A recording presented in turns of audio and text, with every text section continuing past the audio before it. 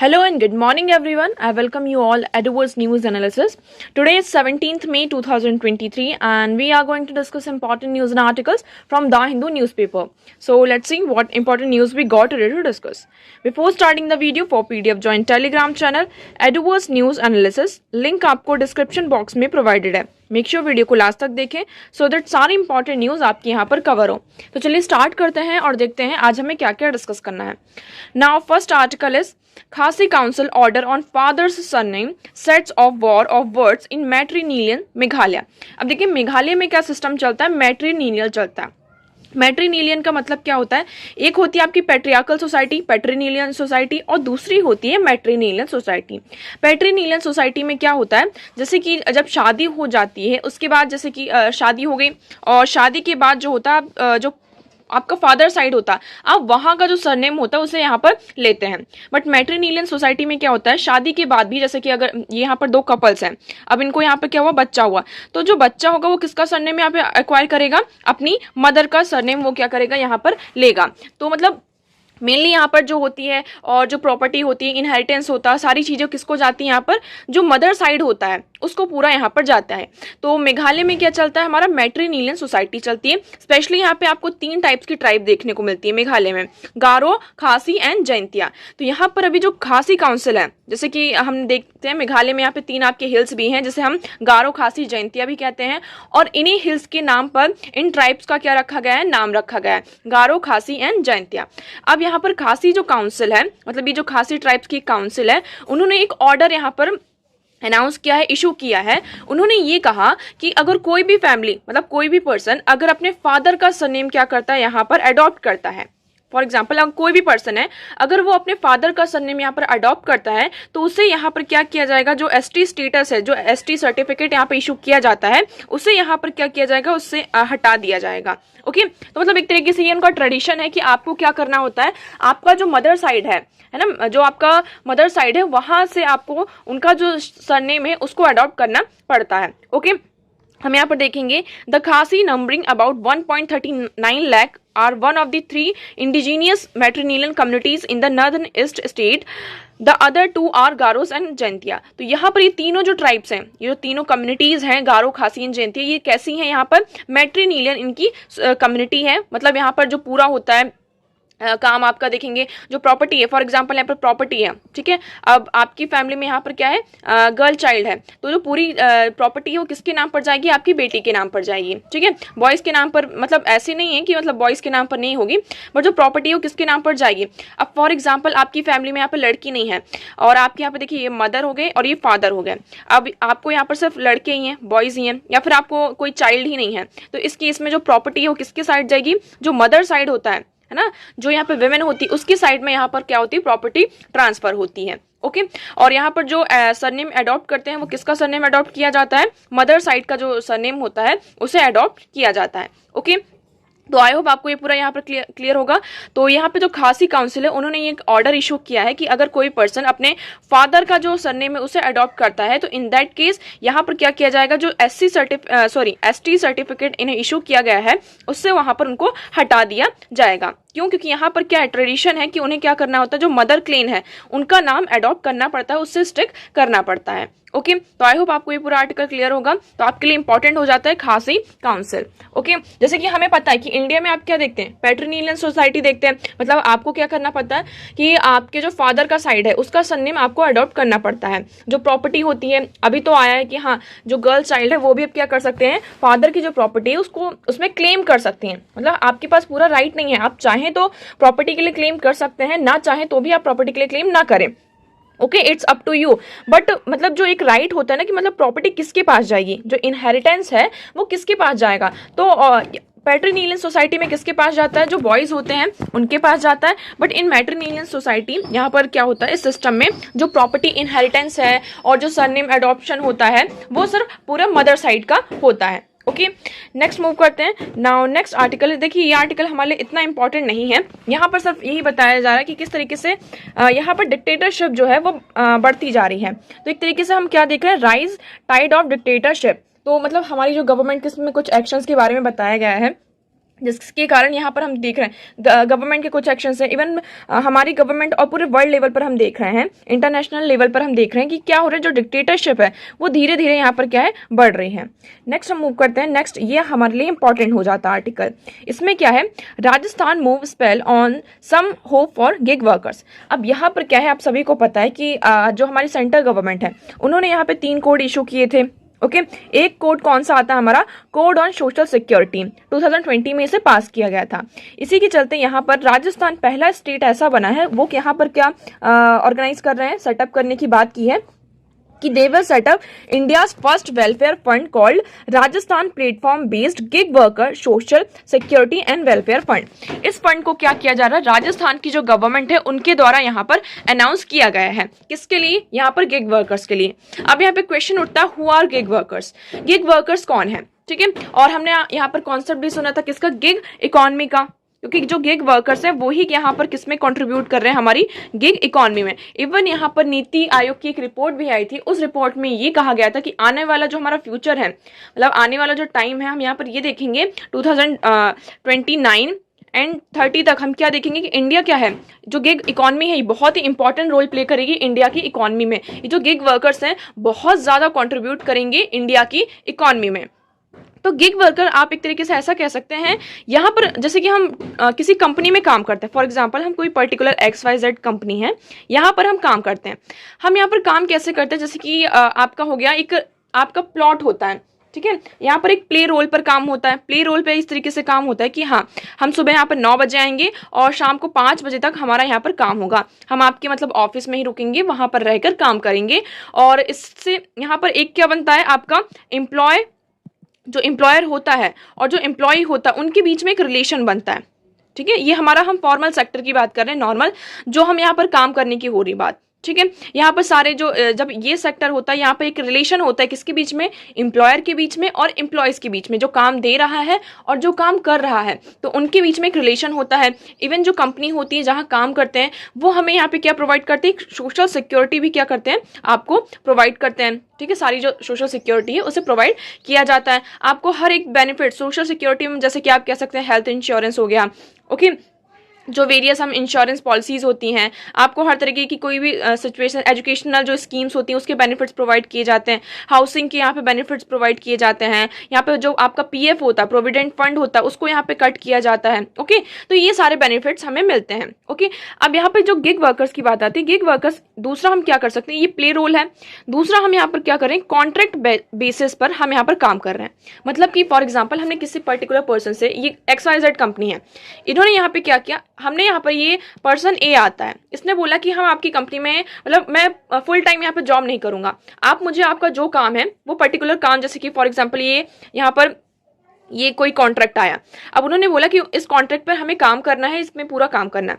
तो इन्होंने ये कहा हम ठीक है इस कॉन्ट्रैक्ट को यहाँ पे साइन करते हैं और हम आपका काम यहाँ पर कर कर आपको दे देंगे। बस मैंने जो काम किया है मैं वो कैसे करूँगा, कहाँ बैठ कर करूँगा, इसको आपको यहाँ पे टेंशन लेने की जरूरत नहीं है, मैं बस आपको काम करके यहाँ पर दे दूंगा। तो यहाँ पे होता ठीक है, आप हमें काम करके दे दीजिए। ये पूरा केस हुआ, ठीक है। अब ये पर्सन यहाँ पे क्या होगा, कभी भी काम करे, चाहे वो दिन में काम करे चाहे वो रात में काम करे, इट्स अप टू हिम कि मतलब वो कब काम कर रहा है, ओके। अब बस यहाँ पर क्या, एक तरीके से हम देख रहे हैं कि जो कंपनी है, ना तो उसको यहाँ पर एक ऑफिस जो है उसके लिए ऑफिस प्रिपेयर करना पड़ रहा है, ना तो वो किसी तरीके की सोशल सिक्योरिटी उसे प्रोवाइड करना पड़ रहा है, जैसे कि हम यहाँ पे हेल्थ केयर की बात कर रहे हैं, इंश्योरेंस की बात कर रहे हैं, PF की बात कर रहे हैं। बस उसने जो काम किया उसने अपने काम के पैसे ले लिए। तो ये एक तरीके से क्या होती है, जो अलग अलग प्लेटफॉर्म में हम यहाँ पर, मतलब कि एक तरीके से जो हमारा एम्प्लॉय और एम्प्लॉयर का रिलेशन होता है वो यहाँ पर नहीं होता है। हम अलग अलग जो प्लेटफॉर्म्स होते हैं वहां पर हम यहाँ पे क्या करते हैं, काम करते हैं। हमारे पास ऐसे में क्या होता है, जो गिग वर्कर्स होते हैं उनके पास यहाँ पे वेरियस ऑप्शंस अवेलेबल होते हैं कि जैसे कि हमने XYZ कंपनी में भी काम कर लिया, इसका कुछ काम था। यहाँ पर हमारे पास ABC कंपनी है फॉर एग्जाम्पल, तो इसके कुछ कॉन्ट्रैक्ट्स हैं, इसके कुछ काम है, इससे हमने काम कर लिया। तो अलग अलग प्लेटफॉर्म पर हम क्या कर सकते हैं, हमारे पास वेराइटी ऑफ ऑप्शन होते हैं for gig workers. For example आप इसका ले सकते हैं कि हम, कोई पर्सन यहाँ पे ओला का ड्राइवर है, स्विगी में यहाँ पे जो डिलीवरी बॉयज होते हैं, ठीक है। यहाँ पे जोमेटो के जो डिलीवरी बॉयज होते हैं, तो इनके बीच में अलग अलग प्लेटफॉर्म है जहां भी इनके पास ऑर्डर आता है तो उन्होंने यहाँ पे डिलीवरी कर दी। ओके, ओला के प्लेटफॉर्म जो उनको ऑर्डर मिलता है, जो ड्राइव्स के उनके ऑर्डर मिलते हैं, तो वो क्या हुआ, उन्होंने वो चीज़ों को एक्सेप्ट कर लिया, ड्राइव को यहाँ पे एक्सेप्ट कर लिया। बट वो देखो उनके एम्प्लॉय नहीं है, अगर ड्राइवर को कुछ होता है या फिर डिलीवरी बॉय को यहाँ पर कुछ होता है तो ये कंपनी जो प्लेटफॉर्म है ये रिस्पॉन्सिबल नहीं होती। क्यों? क्योंकि आपने खुद लिया है वो उस काम को, आपने मतलब खुद ही उस रिस्पॉन्सिबिलिटी को यहाँ पर लिया है। तो ये हो गई हमारे गिग वर्कर्स के बारे में बात। एक तरीके से आप आज के टाइम पे जो एक वर्ड चल रहा है आपका फ्रीलांसिंग, है ना, मतलब कि आप क्या करें, कॉन्ट्रैक्ट बेसिस पर यहाँ पर काम कर रहे हैं। अब इसके कुछ बेनिफिट्स भी होते हैं और इसके कुछ लॉसेस भी होते हैं। बेनिफिट्स की हमने बात कर ली कि इसके बेनिफिट्स क्या होते हैं कि पर्सन के पास अवेलेबल होते हैं वेरियस ऑप्शन। जैसे कि फॉर एग्जांपल अगर आप पर्टिकुलर किसी कंपनी में काम कर रहे हैं तो आप क्या है, सिर्फ उसी कंपनी में काम कर सकते हैं। बट ये जो गिग वर्कर्स होते हैं, फ्रीलांसर्स होते हैं, वो यहाँ पर उनके पास वैरायटी ऑफ ऑप्शंस होते हैं। इससे क्या होता है, इनकी जो अर्निंग होती है वो भी यहाँ पर इंक्रीज होती है। ओके, और इससे क्या होता है, जैसे कि पर्टिकुलर कोई कंपनी है, XYZ कंपनी है, इन्होंने क्या किया, दूसरा अपना कॉन्ट्रैक्ट दिया, तो उनका भी क्या होता है, एक तरीके से हम क्या देखते हैं, उनकी जो वर्क की इफिशियंसी है ना, उसमें भी ग्रोथ होती है। ग्रोथ इन द सेंस कि सिर्फ उनको क्या प्रोवाइड करना पड़ रहा है, उनको जो काम किया गया है उसके पैसे यहाँ पर देने पड़ रहे हैं। ओके, उन्हें ना तो कोई सोशल सिक्योरिटी के लिए कोई प्रोविजन है कि सोशल सिक्योरिटी प्रोवाइड करना है, इंश्योरेंस देना है, हेल्थ केयर स्कीम से रिलेटेड कोई बेनिफिट्स प्रोवाइड करना है, प्रोविडेंट जो फंड होता है उसको देना है, ये सारी चीजें प्रोवाइड नहीं करनी पड़ती। दूसरी, ना तो जो ऑफिस का वो खर्चा होता है कि मतलब ये पर्टिकुलर पर्सन यहाँ पर काम करेगा तो एक उसका ऑफिस प्रिपेयर करना पड़ेगा, ये सारी काम करने पड़ेंगे। तो जो कंपनी होती है इन सारी चीजों से बच जाती है। तो ये बेनिफिट्स हो गए। लॉस क्या होता है, सबसे ज्यादा लॉस हमें होता है गिग वर्कर्स को। हमने इवन देखा था कि जो उन्हें सबसे बड़ा आपका क्या इशू आता है, सोशल सिक्योरिटी का। उन्हें कोई भी यहाँ पर क्या होता है, सोशल सिक्योरिटी नहीं मिलती है। ठीक है, तो ये सबसे बड़ा हमें इशू है और इसी को एड्रेस करने के लिए हमने क्या देखा था, जब कोरोना का टाइम हुआ था, है ना, जब कोविड-19 पेंडेमिक आया था, उस टाइम पे जो गिग वर्कर्स थे, ये प्लेटफॉर्म वर्कर्स थे, वो हमारी जो मेट्रोपॉलिटन लॉजिस्टिक में हमने क्या देखा था, ये बैकबोन की तरह काम कर रहे थे। इन्होंने बहुत ही अच्छे से जो कस्टमर्स थे उनके साथ यहाँ पर क्या क्या सर्व किया। अब इसमें हमें क्या जो स्टेट गवर्नमेंट्स की, इवन जो गवर्नमेंट्स की जो फूड रिलीफ स्कीम थी, उन सारी स्कीम्स में गिग वर्कर्स ने बहुत ही इंपॉर्टेंट रोल प्ले किया था। तभी से एक तरीके से उनके ऊपर यहाँ पर जो गिग वर्कर्स थे उनके ऊपर हमारा ध्यान गया, हमने उन चीज़ों को ऑब्जर्व किया कि गिग वर्कर्स हमारे लिए क्या है, बहुत ज़्यादा इंपॉर्टेंट है। ओके, अब देखिए ये जो हमारा न्यू कोड आया है इसमें सिर्फ किसकी बात की गई कि हमें उन्हें क्या करना चाहिए, एक तरीके से सोशल सिक्योरिटी प्रोवाइड करनी चाहिए। जो मतलब वेरियस स्कीम्स हैं, तो स्कीम्स के उनको जो फायदे हैं वो यहाँ पर जो भी प्रोग्राम्स हैं, जो भी यहाँ पे गिग वर्कर्स एलिजिबल हैं वो रजिस्टर करें ताकि उनको क्या मिल सके, एक तरीके से जो स्कीम है उसका बेनिफिट मिल सके। अब यहाँ पे जो वेरियस स्कीम है, हमने क्या देखा कि राजस्थान की गवर्नमेंट ने एक प्लेटफॉर्म यहाँ पे based on gig worker social security welfare fund को अनाउंस किया है कि हम क्या करेंगे, उनके लिए फंड वो करेंगे। इन द सेंस कि जैसे कि कोई कंस्ट्रक्शन साइट है, वहां पे क्या है, वर्कर्स काम कर रहे हैं कंस्ट्रक्शन साइट में। अभी जो कंस्ट्रक्शन साइट है, यहाँ पर जो कंस्ट्रक्शन के जो चार्जेस हैं, जो रेवेन्यू यहाँ से इस प्रोजेक्ट से, ये जो कंस्ट्रक्शन प्रोजेक्ट चल रहा है, इससे क्या करेंगे हम, कुछ % ऑफ जो रेवेन्यू होगा उससे लेकर ये जो फंड होगा इसमें यहाँ पर डाल देंगे। इससे क्या होगा, उनका एक फंड बनता जाएगा और इन फ्यूचर अगर कोई भी उन्हें प्रॉब्लम होती है हेल्थ से रिलेटेड या फिर किसी भी चीज़ से रिलेटेड, तो वो क्या किया जाएगा, जो गिग वर्कर्स हैं उनको यहाँ पर दिया जाएगा। ऐसा ही कॉन्सेप्ट है, हम देखते हैं किसका, थाईलैंड का। थाईलैंड में क्या किया गया है, जो गिग वर्कर्स हैं उनको जो वेजेस मिलते हैं, सैलरी मिलती है, उसका जो 1% है वो यहाँ पर क्या करते हैं, एक फंड यहाँ पर ऑर्गेनाइज किया गया है थाईलैंड में और उस फंड में कॉन्ट्रीब्यूट करते जाते हैं और जब भी इन फ्यूचर उन्हें ज़रूरत होती है तो उस फंड को उन्हें प्रोवाइड कर दिया जाता है। ओके, तो इस तरीके से हम क्या कर सकते हैं गिग वर्कर्स के लिए, क्योंकि ये हमारी इकोनॉमी का क्या है, एक बैकबोन है, तो ये हमारे लिए बहुत ज़्यादा इंपॉर्टेंट हो जाती हैं। इवन हमने क्या देखा था कि जो गिग वर्कर्स क्या एक्सपेंड कर रहे हैं कि जो 2.35 जो करोड़ पीपल है इंडिया की, वो किसमें, जैसे कि आज के टाइम पे हमारी जो पॉपुलेशन है वो यंग पॉपुलेशन है और ज़्यादातर जो हमारी यंग पॉपुलेशन है वो किसमें यहाँ पर इंगेज है, गिग वर्कर्स, ये जो गिग इकोनॉमी है इसमें इंगेज है। तो मतलब 2029 एंड 30 तक, ये नीति आयोग की यहाँ पर रिपोर्ट है, उसने यहाँ पर बताया है कि ये हम एक्सपेक्ट कर रहे हैं कि 2030 तक यहाँ पर 2.35 जो करोड़ पीपल होगी वो कहाँ इंगेज होगी, गिग इकोनॉमी में, गिग वर्कफोर्स में यहाँ पर इवॉल्व होगी। ओके, तो आई होप आपको यहाँ पे क्लियर होगा। तो ये जो रिपोर्ट लॉन्च हुई थी इसका नाम क्या था, इसका टाइटल क्या था, अगर आपको यहाँ पर पता है तो आप कमेंट सेक्शन में हमें जरूर बताइएगा। नेक्स्ट मूव करते हैं।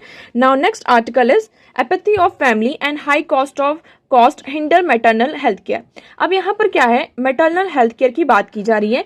WHO की यहाँ पर एक रिपोर्ट निकली है, उस रिपोर्ट के अकॉर्डिंग ये बताया गया है कि इंडिया में सबसे ज्यादा क्या होती है यहाँ पर मैटरनल डेथ रेट है ना। मतलब कि मैटरनल डेथ रेट एक तरीके से आप ऐसा कह सकते हैं कि जब विमेन यहाँ पर क्या है प्रेग्नेंट है तो उस टाइम पे, प्रेगनेंसी के टाइम पे या फिर आफ्टर बर्थ, मतलब कि डिलीवरी होने के बाद क्या हो जाती है यहाँ पर माँ की मतलब की डेथ हो जाती है, जो मदर होती है उसकी यहाँ पर डेथ हो जाती है। तो यहाँ पर हम देखेंगे United Nations report showed that India was among 10 countries that together accounted for 60% of the global maternal death. यहाँ पर इंडिया में कितना अकाउंट हो रहा है, 60% हम यहाँ पे ग्लोबल डेथ रेट की बात कर रहे हैं। ठीक है, यहाँ पे India accounted over 17% of such deaths in 2020, followed by Nigeria 12% and Pakistan 10%। तो आप यहाँ पर देख रहे हैं सबसे पहले कौन आ रहा है, 2020 की बात हो रही है यहाँ पे। तो इसमें यहाँ पर हम क्या देख रहे हैं कि इंडिया में 17% यहाँ पे डेथ हुई है, उसके बाद नाइजीरिया आ रहा है आपका 12%, इवन पाकिस्तान में भी क्या है 10% ही डेथ रेट है, मैटरनल डेथ रेट है।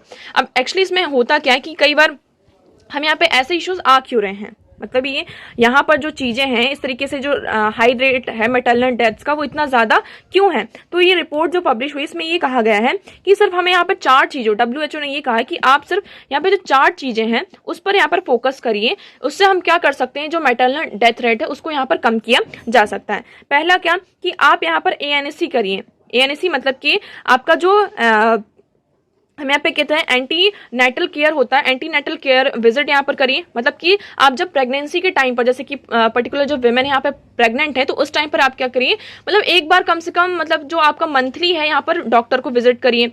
ओके, दूसरी यहाँ पे क्या बात की गई है कि डिलीवरी यहाँ पर आप कहाँ करवाइए, जो पर्टिकुलर इंस्टीट्यूशंस होते हैं, जो डिलीवरी इंस्टीट्यूशंस होते हैं, हॉस्पिटल्स होते हैं, आप हर जगह मतलब कि डिलीवरी ना करें। क्यों? क्योंकि इससे जो इन्फेक्शन का खतरा होता है, क्योंकि सर्जरी होती है यहाँ पर, और सर्जरी में यहाँ पे कैसे इंस्ट्रूमेंट्स यूज किए जा रहे हैं, यहाँ पर क्या टिटनेस के इंजेक्शन यहाँ पर दिया जा रहा है आपको या नहीं दिया जा रहा है, तो इन सारी चीजों को यहाँ पे ध्यान रखना होता है। क्योंकि कई बार क्या होता है, इन्फेक्शन से भी यहाँ पे मदर की डेथ हो जाती है, इवन जो चाइल्ड होता है उसकी भी यहाँ पर डेथ होती है। तो यहाँ पर जो आप डिलीवरी करवाते हैं तो वो आप सर्टिफाइड जो इंस्टीट्यूशंस होते हैं, गवर्नमेंट इंस्टीट्यूशंस होते हैं, आपके यहाँ पर हेल्थ केयर सेक्टर्स होते हैं, वहां पर ही आप क्या करोगे, डिलीवरी करवाएं। तीसरी चीज यहाँ पर बहुत इंपॉर्टेंट रोल होती है किसकी, कि डिलीवरी के 2 दिन बाद, इसको हम क्या कहते हैं यहाँ पे पोस्ट नेटल केयर कहते हैं, PNS कहते हैं, PNC पोस्ट नेटल केयर। मतलब डिलीवरी के 2 दिन जो बाद होते हैं तो वुमेन उस टाइम पर सबसे ज्यादा क्रिटिकल कंडीशन में होती है, तो वहां पर उसको क्या होना चाहिए, हॉस्पिटल में होना चाहिए और बहुत ही अच्छे से उसको अपना यहाँ पर ध्यान रखना चाहिए। ओके, क्योंकि ये जो 3 चीजें ये बहुत ज्यादा इंपॉर्टेंट रोल प्ले करती हैं। तो यहाँ पर ये कहा जाए कि सिर्फ आप इतने 3 चीजें करिए, इससे हम क्या कर सकते हैं कि जो ये मैटरनल डेथ रेट है इसको हम कम किया जा सकता है। आप यहाँ पर पैरामीटर्स देखेंगे कि जो NSC विजिट मतलब कि कितनी ज्यादा होती हैं, तो ओवरऑल इंडिया में बात करते हैं सिर्फ 6.1 विजिट है। मतलब कि यहाँ पे जो 6.1 पीपल हैं वो यहाँ पे जो प्रेगनेंसी के टाइम पर वो विजिट के लिए जाते ही नहीं, कि ठीक है, मतलब एक नोशन बना हुआ है ना कि हम भी तो यहाँ पे प्रेग्नेंट थे, हमने तो कभी कुछ ऐसा नहीं किया। तो ये जो नोशन बना है इसके कारण हमें क्या देखने को मिलता है कि कई बार जो फैमिली होती है वो यहाँ पर रोक लगा देती है कि आप क्यों जा रहे हैं विजिट पर। 1 टाइम विजिट में यहाँ पे 6.6% आता है, 2 टाइम विजिट यहाँ पर 11.8% आता है। लोकेशन की बात करते हैं, अर्बन पीपल में यहाँ पे 4 टाइम, मतलब जो पीपल हैं, लोग हैं, वो यहाँ पर गए हैं किसके लिए, विजिट के लिए। और रूरल एरिया में हमें क्या देखने को मिलता है, ये जो रेट है वो और ज्यादा कम देखने को मिलता है। ओके, हम यहाँ पे क्या देख रहे हैं, लोकेशन की बात कर रहे हैं कि जो बैकग्राउंड कैरेक्टरिस्टिक्स है, यहाँ पे PNS की बात करें कि पोस्ट नेटल जो केयर है, इसमें यहाँ पर कितने लोगों ने यहाँ पर विजिट किया, तो ओवरऑल हम देखते हैं 22.8% लोगों ने यहाँ पर क्या किया है, प्री नेटल केयर के लिए गए हैं। इवन 16% जो पीपल है वो यहाँ पर मतलब कि जो प्री नेटल केयर होता है उसमें यहाँ पर नहीं गए। ओके, तो इसमें हमें क्या इंश्योर करना होगा कि इवन कई बार क्या होता है, जो आपके इंस्टीट्यूशंस होते हैं वहां पर जो आपकी फैमिली होती है वही यहाँ पे क्या कर देती है, रोक लगा देती है। जैसे कि यहाँ पे जो प्री नेटल केयर के लिए हम जाते हैं आफ्टर डिलीवरी, तो यहाँ पर फैमिली ये कह देती है कि आप क्यों जा रहे हैं, मतलब कि अब तो डिलीवरी हो गई ना, आप जाने की क्या जरूरत है। तो यहाँ पर हमें क्या देखने को मिलता है, in 28% of the cases either the husband और the family deemed antenatal care visit unnecessary for a pregnant women. तो यहाँ पर हमें क्या देखने को मिलता है, जो फैमिली और हस्बैंड्स होते हैं, तो 28% केसेस ऐसे आ रहे हैं इंडिया में जिसमें वो फैमिली जो होती है ये मना कर देती कि तुम क्या कर रहे हो, एक अननेसेसरी विजिट के लिए जा रहे हो और कुछ भी नहीं। इससे क्या होगा, सिर्फ हमारा जो खर्चा होगा वो और ज्यादा यहाँ पर बढ़ेगा। अब ऐसा क्यों हो रहा है? अब इसके दो रीजन हो सकते हैं। एक तो सॉल्यूशन की बात करें तो जब वुमेन को यहाँ पर हम यहाँ पर क्या देखते हैं, गवर्नमेंट वेरियस स्कीम भी लेकर आती है, जैसे कि हमने देखा था मातृ वंदना योजना, जिसमें यहाँ पर जो प्रेग्नेंट वुमेन थी उन्हें यहाँ पे 6,000 रुपीज प्रोवाइड किया जा रहा था कि 6,000 रुपए यहाँ पर दिए जाएंगे। बट हम पहली चीज क्या देख सकते हैं कि कोई भी पॉलिसी यहाँ पर जब आती है उसका जो सही तरीके से जो इम्प्लीमेंटेशन होता है वो नहीं हो रहा है, जिसकी वजह से ये सारी चीजें हो रही। दूसरी हम क्या देखते हैं कि आपका जो, जैसे कि हम बात करते हैं कि गवर्नमेंट ने ये कहा कि आप चाहे प्राइवेट इंस्टीट्यूशन में जाइए या फिर पब्लिक इंस्टीट्यूशन में जाइए, किसी भी हॉस्पिटल में जाइए, इट डजंट मैटर, बट आप यहाँ पर जाइए। बट क्या होता है कि जैसे गवर्नमेंट इंस्टीट्यूशन में तो हमारे पैसे नहीं लगते हैं, प्राइवेट इंस्टीट्यूशन में आपके बहुत ज्यादा यहाँ पर पैसे लग जाते हैं। तो गवर्नमेंट इंस्टीट्यूशन में लोग जाते क्यों नहीं है? जाते भी हैं तो वहां पर क्या है, पूरी जो फैसिलिटी होनी चाहिए वो हमें नहीं मिल पाती है। फिर हम किसको प्रेफर करते हैं? हम यहाँ पे प्राइवेट को प्रेफर करते हैं, बट हमारे पास इतने पैसे नहीं होते हैं कि हम इनके लिए क्या करवा सके, मतलब कि प्राइवेट इंस्टीट्यूशन में अपना चेकअप, यहाँ पर रूटीन चेकअप जो चेकअप होता है उसे करवा सकें। तो गवर्नमेंट को क्या इंश्योर करना होगा, जो गवर्नमेंट इंस्टीट्यूशंस है उन्हें यहाँ पे इंश्योर करना होगा कि उन सारी जो फैसिलिटीज है वो यहाँ पर प्रोवाइड की जाए, जिससे क्या हो कि ये जो मैटरनल डेथ रेट है इसको हम यहाँ पर कम कर सकें। ओके, तो आई होप आपको यहाँ पर ये आर्टिकल पूरा यहाँ पर क्लियर होगा। नाउ नेक्स्ट मूव करते हैं। Next article is not violating sanctions on Russian oil says centre after EU minister charges. अब यहाँ पर हमने देखा था, बात चल रही थी कि रशिया से हम क्या कर रहे हैं, क्रूड ऑयल परचेस कर रहे हैं और उसे हम यहाँ पर रिफाइन करके कहाँ भेज रहे हैं, कहाँ एक्सपोर्ट हो रहा है, यूरोपियन यूनियन जो कंट्रीज है वहां पर इसको हम क्या कर रहे हैं, इसका एक्सपोर्ट कर रहे हैं। तो यहाँ पर जो यूरोपियन यूनियन की जो मिनिस्टर है उन्होंने ये कहा कि रशियन ऑयल पर मतलब जो हमने चार्ज लगाए हैं, सैंक्शंस लगाए हैं, तो इंडिया क्या कर रहा है, एक तरीके से उन चीजों को, प्रोडक्ट को रिफाइन करके हमें बेच रहा है। तो ये क्या है, उसके ऊपर एक तरीके से जो नॉर्म्स है सैंक्शंस को वो वायलेट कर रहा है। ठीक है, बट यहाँ पर जो हमारे एक्सटर्नल अफेयर मिनिस्टर जयशंकर जी हैं उन्होंने क्या कहा कि हम ऐसा कुछ भी नहीं कर रहे हैं, हमने रशिया से क्रूड ऑयल परचेस किया, हम वैसा का वैसा ही ऑयल तो आपको मतलब कि एक्सपोर्ट नहीं कर रहे हैं, हम उसे यहाँ पे क्या कर रहे हैं, रिफाइन कर रहे हैं। उसके जो रिफाइनरी प्रोडक्ट जैसे कि पेट्रोल हो गया, पेट्रोलियम हो गया, अदर जो आपके प्रोडक्ट्स हैं वो बन रहे हैं, उसको हमने रिफाइन करके फिर भेजा है। तो अब वो हमने यहाँ पर उसे रिफाइन कर दिया है, तो अब वो रशिया का क्रूड ऑयल नहीं रहा। यहाँ पर हमारे जो एक्सटर्नल अफेयर मिनिस्टर है उन्होंने ये कहा कि अब वो रशिया का ऑयल नहीं रहा है। ठीक है, अब वो क्या है, अब वो इंडिया का प्रोडक्ट बन चुका है। उसके बाद हम यहाँ पर क्या कर रहे हैं, उसे यहाँ पर उसका एक्सपोर्ट कर रहे हैं। ओके, तो सर देखिए यहाँ पर अभी ये सारी चीजें चल रही हैं। उन्होंने ये कहा कि देखिए, Russian crude oil if substantially transformed in a third country it is not it not treated as a Russian anymore. अब ये क्या, रशिया का जो क्रूड ऑयल है ये तीसरी कंट्री में यहाँ पे क्या हुआ, उसे यहाँ पे रिफाइन किया गया है, ट्रांसफॉर्म किया गया है, अब वो रशिया का नहीं रहा। अब जिस कंट्री ने इसे यहाँ पे रिफाइन किया है, इसे ट्रांसफॉर्म किया है, तो ये क्या बन चुका है, उस कंट्री का यहाँ पर पार्ट बन चुका है। ओके, तो इसलिए यहाँ पर इस तरीके की जो आप यहाँ पर बातें कह रहे हैं वो क्या है, पूरी तरीके से गलत है। इवन आप सभी को पता है यहाँ पर क्या कहा गया था, 5 कंट्रीज को लैंड्रोमेट्स भी कहा गया था। मतलब एक तरीके से यहाँ पे लॉन्ड्रिंग की जा रही है। आप जिस कंट्री के ऊपर यहाँ पे सैंक्शंस लगे हैं उस कंट्री से यहाँ पर आप चीजों को परचेस कर रहे हैं, उसे यहाँ पे ट्रांसफॉर्म कर रहे हैं, रिफाइन करके दूसरी कंट्री, जिस कंट्री ने यहाँ पे सैंक्शंस लगाया है उसको यहाँ पे एक्सपोर्ट कर रहे हैं। ओके, नेक्स्ट मूव करते हैं। Now next article is India moves closer to getting its first indigenous vaccine against dengue. अब यहाँ पे इंडिया क्या है, मतलब डेंगू की जो वैक्सीन है, इंडिया उसे क्या कर रहा है, हमारी जो इंडिजीनियस वैक्सीन है उसे यहाँ पर बनाया जा रहा है। मतलब इंडिया में ही खुद डेंगू की जो वैक्सीन है उसको बनाया जा रहा है। अब इसका यहाँ पे जो फेज 3 ट्रायल है उसको किया जाना है। ठीक है, अब इससे पहले यहाँ पे यूएस ने एक वैक्सीन यहाँ पर बना ली थी डेंगू, क्योंकि डेंगू जो होता है उससे रिलेटेड यहाँ पे कोई पर्टिकुलर ट्रीटमेंट नहीं है।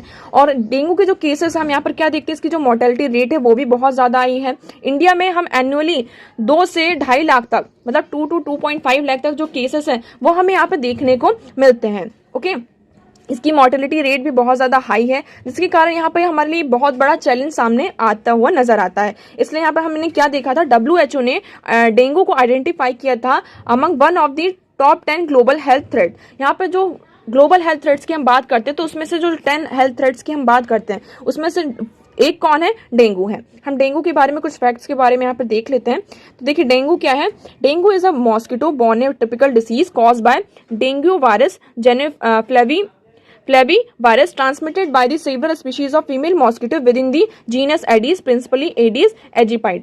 अब यहाँ पे क्या है, डेंगू एक वायरस है, ये किसके थ्रू फैलता है, एक यहाँ पे जो फीमेल मॉस्किटो होता है, जो फीमेल मॉस्किटो होता है एडीज जीनस का उसके थ्रू यहाँ पर क्या होता है, ये फैलता है। आप यहाँ पर इस डायग्राम को देखिए। अब देखिए ये यहाँ पर क्या है, एक अनइन्फेक्टेड एडीज है ना, मतलब कि यहाँ पे एडीज है, अनइन्फेक्टेड है। यहाँ पर क्या है, पर्टिकुलर जो पर्सन है, मॉस्किटो ने इसको क्या कर लिया, इसको mosquito bytes an infected person, ये पर्सन डेंगू से क्या था, इन्फेक्टेड था, तो इस मॉस्किटो ने क्या किया, इसको यहाँ पे बाइट कर लिया, मतलब कि काट लिया। अब यहाँ पर क्या होता है, जब इसने इसको बाइट किया तो ये जो पर्टिकुलर यहाँ पे जो एडीज है वो भी क्या हो जाती है, इन्फेक्टेड हो जाती है फॉर हिज लाइफ टाइम, मतलब कि जब तक उसकी लाइफ है उस मॉस्किटो की, तब तक वो क्या हो जाती है, उस पर्टिकुलर वायरस से यहाँ पे इन्फेक्टेड हो जाती है। अब ये जिस भी पर्सन को यहाँ पे क्या करेगी, बाइट करेगी, तो वो उस वायरस को उस पर्सन में यहाँ पे क्या करती जाएगी, रिलीज करती जाएगी। ओके, तो इसलिए हम इसके देखिए सिम्टम्स क्या होते हैं, आपको सडन हाई फीवर होता है, हेडेक होता है, आपकी आईज में यहाँ पे दर्द होता है, आपकी जो बोन्स होती हैं उसमें बहुत ज्यादा दर्द होता है, जॉइंट पेन होता है, मसल्स पेन होता है। ठीक है, इसके हम डायग्नोसिस कैसे किया जाता है, इसमें हम ब्लड टेस्ट करते हैं, हमारा जो ब्लड होता है उसको निकाला जाता है और उसका टेस्ट किया जाता है। ट्रीटमेंट की बात करते हैं, यहाँ पे कोई भी स्पेसिफिक ट्रीटमेंट नहीं है डेंगू के लिए, इसलिए बात की जा रही है कि हम क्या करेंगे, वैक्सीन बनाएंगे डेंगू के लिए। अब इसकी हम बात करते हैं कि WHO ने इसे रिसेंटली क्या है, हमने देखा तो इसको सीरियस हेल्थ इश्यूज में, मतलब डिसीज में इसको वो किया था। WHO estimated 39 crore dengue virus infection per year. हम यहाँ पर क्या देखते हैं, वर्ल्ड में हर साल यहाँ पर 39 करोड़ जो पीपल होते हैं वो यहाँ पे डेंगू वायरस से यहाँ पर इन्फेक्टेड होते हैं। इवन उसमें से जो कुछ लोग हैं वो सिम्टम्स यहाँ पे शो करते हैं, इवन और कुछ लोग डेंगू वायरस से इन्फेक्टेड होते हैं बट यहाँ पर जो सिम्टम्स होते हैं उसे शो नहीं कर पाते हैं। ओके, डेंगू वैक्सीन की बात करते हैं तो डेंगू वैक्सीन CYD-TDV और dengue vaccine was approved by US food drug administration in 2019, the first dengue vaccine to get regulatory nod in the US। यहाँ पर ये पहली वैक्सीन थी जिसको यहाँ पे US में क्या मिला था, इसको मंजूरी मिली गई थी। इंडिया भी क्या कर रहा है, अपना यहाँ पर खुद की जो वैक्सीन उसको डेवलप कर रहा है और इसको अभी जो फेज 3 ट्रायल है उसकी परमिशन यहाँ पर मिल गई है। ओके, नाउ नेक्स्ट मूव करते हैं। Next article is NHRC flag rise in child abuse content on social media.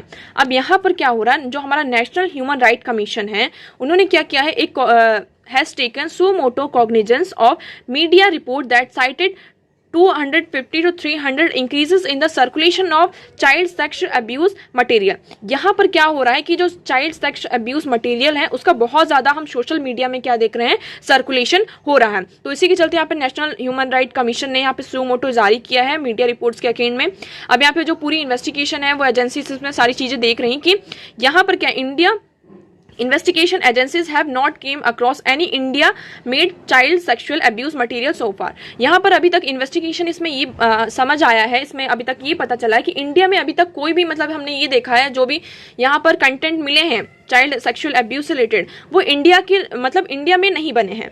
ठीक है, तो it is observe that material is violation of human rights. अब यहाँ पर क्या ऑब्जर्व किया गया है, जो कंटेंट है, ये जो मटेरियल मिला है इसमें क्या है, ये जो ह्यूमन राइट्स है उसको यहाँ पे वॉलेट कर रहा है, लाइफ और जो हमारी डिग्निटी है, सिटीजन की लिबर्टी है, लाइफ है, उसको यहाँ पर एक तरीके से उसका वॉल्यूशन हो रहा है। अब देखिए नेशनल ह्यूमन राइट कमीशन के बारे में यहाँ पर देख लेते हैं। इसमें अब ये भी कहा है, commission said it had been concerned with ill effect of online child sexual material on human right as it may cause irreparable psychological damage to children। अब ये इस तरीके की जो चीज़ें यहाँ पर आ रही हैं इससे क्या होगा, जो बच्चा है उसका साइकोलॉजिकल डैमेज होगा। ठीक है, तो इसको डायरेक्टली किस पे इम्पैक्ट करेगा, बच्चे के यहाँ पर ग्रोथ एंड डेवलपमेंट पर इम्पैक्ट करेगा। अब व्हाट इज NHRC, इसके बारे में हम देख लेते हैं। तो ये क्या है, हमारा नेशनल ह्यूमन राइट कमीशन है। ठीक है, ये बॉडी कब बनी थी, 12 अक्टूबर को 1993 में इसे इस्टेब्लिश किया गया था। किसकी प्रोविजन पर, protection of human right act 1993, इसको यहाँ पे 2006 में अमेंड भी किया गया है। यहाँ पर हम बात करते हैं यूएन की डेफिनेशन क्या है। आपको पता होगा, यहाँ पर हमने क्या किया था, 10 दिसंबर 1948 को जो यूनाइटेड नेशन है उन्होंने यहाँ पे universal declaration of human rights को अडॉप्ट किया था यूनाइटेड नेशन जनरल असेंबली ने इन पेरिस में, जिसके तहत यहाँ पे जितने भी मतलब कि इसकी मेंबर कंट्रीज थे उनसे ये कहा था कि आपको अपने अपने स्टेट्स में क्या करना होगा, ह्यूमन राइट्स को यहाँ पर सेव करना होगा। इसके लिए आप क्या कर सकते हैं, कोई कमीशन बना सकते हैं, रूल कन्वेंशन बना सकते हैं, वो आपके ऊपर यहाँ पे डिपेंड है। इसी के चलते इंडिया में क्या बनाया गया है, एक स्टैट्यूटरी बॉडी बनाई गई है, national human right commission. Okay, अगर हम डेफिनेशन की बात करते हैं, what are these rights, human rights क्या होता है, तो inherent to all human rights regardless of race, sex, nationality, ethnicity, language, religion और other status. Human rights include the right of life and liberty, freedom from slavery and torture, freedom of opinion and expression, the right to work and education and many मोर। तो यहाँ पर जो basic आपको 4 fundamental चीजें याद रखनी है, right to life and liberty, freedom from slavery and torture, freedom of opinion and expression, right to work and education. ये आपके यहाँ पर बेसिक क्या है, ह्यूमन राइट्स हैं, और भी ज्यादा यहाँ पे ह्यूमन राइट्स हैं, ठीक है। तो इनको क्या करना है, हमें इंश्योर करना है, लोगों को इनके बारे में और ज्यादा अवेयर करवाना है। इसीलिए हम यहाँ पे 10 दिसंबर को as a human right day की रूप में भी क्या करते हैं, इसको सेलिब्रेट करते हैं। ओके, तो आई होप आपको क्लियर होगा। अब इसका हम देख लेते हैं, इसमें कौन कौन होते हैं। चेयरपर्सन होते हैं हमारे जो प्राइम मिनिस्टर होते हैं, अदर मेंबर्स होते हैं, स्पीकर ऑफ द हाउस होते हैं, मिनिस्टर इन चार्ज होते हैं, अपोजिशन के जो लीडर्स होते हैं वो इसमें यहाँ पे मेंबर्स होते हैं।